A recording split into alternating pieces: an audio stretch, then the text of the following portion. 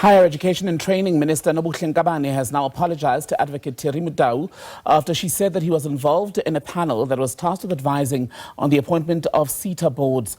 Last week, Motau said that he had been approached to take the role, but nothing was actually finalized. Now the minister says she's met with the advocate to clear the air. Nkabane has been grilled by members of parliament recently regarding the SETA board appointments and is expected to answer more questions when she goes back to parliament soon. DA MP and member of the Portfolio Committee on Higher Education, Karabo Khakhau, joins us now for more on this. Karabo, a very good evening to you. Welcome back to SABC News. So the minister says there has been a meeting where clarity has been provided in conversations with Advocate Motau. Does that then draw a line under this episode? Good evening, Tembi. Thank you so much for having me, Tembi. Good evening to your viewers. I'm struggling to understand what line could possibly exist here, because essentially the minister is still not saying, "Askisi South Africa that I lied to you, Askisi Parliament that I lied to you." She's calling it a misunderstanding. I find it very hard to believe that the minister didn't know that Advocate Motau didn't effectively chair this panel. And she knows very, very well who those people are, because she would have appointed them. And if indeed they existed, these people, it is the advice that she would have used to appoint the SETA board chairpersons that we saw. So as far as the Democratic Alliance is concerned, this still doesn't bury the problem. The bottom line is we still want to know who the actual chairperson of that panel is, one. Two, we want to know who the other individual whose identity the minister is concealing is. That person must also still be revealed to the Republic and to Parliament.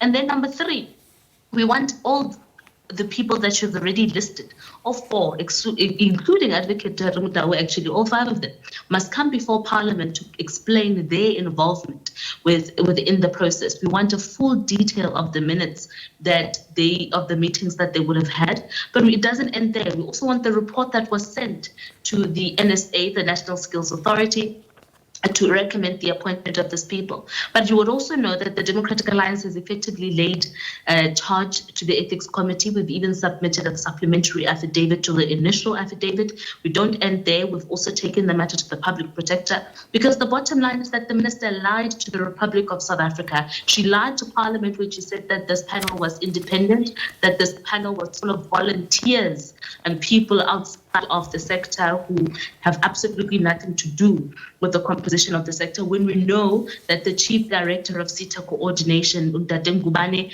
was part of that panel, who, when I directly asked him in the meeting that was held on the 30th of May in Parliament whether he knew anything about this panel, he said he knows nothing. So he must still come back to Parliament to tell us whether he was lying then or whether the minister is lying about him now.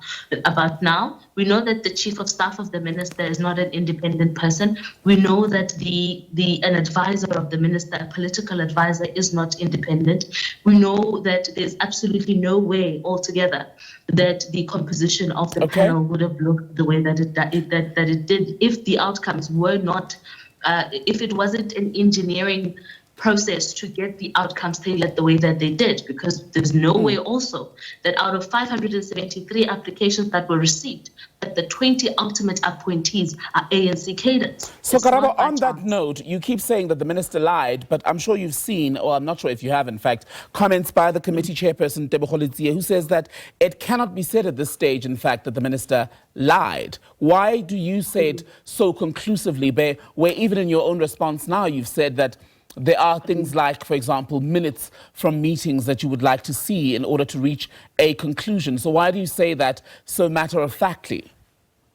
Unlike the chairperson of the committee, I'm not a goalkeeper for the ANC. It's not my job to protect people who are fumbling on their jobs and fumbling how a whole 19 billion rands of the state coffers are used and how the decisions taken impact the skills development and the skills transfer of young people in this country. So while it's all fun and cute for Litsi as the chairperson of the committee to say that, to try to protect the minister because he must observe party line and because the ANC thinks Nobuhle is worth protecting. As far as the Democratic Alliance is concerned, we know for a fact that the minister lied before Parliament because Hansard records even prove that this is true. The matter here is that the writing is on the wall. The minister assured Parliament over and over again that her panel was independent. The test here is the independence. She said the process was beyond reproach and that the individuals that were appointed, all ANC cadres, were beyond reproach. That is certainly not the case. She further continued to drag the whole country into deeper web of lies when she gave us a list of people who, one, is saying they were never involved in the process to begin with. And what happens then, Karabo, if you never hear the words? Because you have been saying the minister is lying on this issue for weeks now. What happens if she never utters those words? I know there's an ethics complaint, but even in terms of her future and these calls for her to go, ultimately the decision on Dr. Nkabane's future in cabinet rests with President Ramaphosa. Will you pressure him? And if so, how? Yeah, so that's why we've laid the charges we have to the ethics committee. You would know that this is the same process that the Democratic Alliance followed with the Minister of Human Settlements, Mthembisi Melane. So that process plays a very vital role in getting justice for the people of South Africa as far as holding the minister accountable is concerned. We also are following the public protector's case. And because also beyond our reasonable evidence on the table, we want that conclusion so that when we do engage the president on the way forward, we have also done our part in exhausting all processes within Parliament to hold the minister accountable. And lastly, the Deputy Minister, Buti Manamela, was on radio here in Johannesburg this morning saying just on the issue of the SETAs, where he says there are areas, there is criticism that is valid, but he does not agree with the representation, and I'm paraphrasing here, that all has been lost or that the SETAs are broken. And in fact, he believes that where there are issues, those are still within a level where they can be addressed, where the situation can be arrested for the better. Yeah, so look, amongst 21 SETAs, I can count probably 5 in one hand, those that have their financials in a good position. SETAs themselves, their money as far as how it's used are a serious problem.